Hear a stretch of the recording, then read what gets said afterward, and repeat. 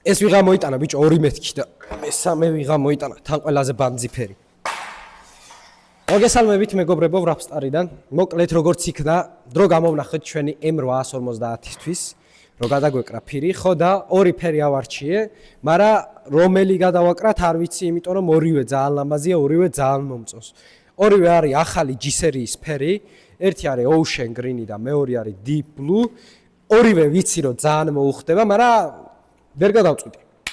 ხო და მინდა რომ თქვენ დაწეროთ კომენტარებში და დააფიქსიროთ თქვენი აზრი, თქვენი რო იყოს ეს ავტომობილი, რომელ ფერს გადააკრავდით და რომელიც მეტი იქნება დაწერილი სავარაუდოდ იმას გადავაკრავ. მე ორივე მართლა მომწონს, აი 50-50 რასაც ქვია ეგ არის რა.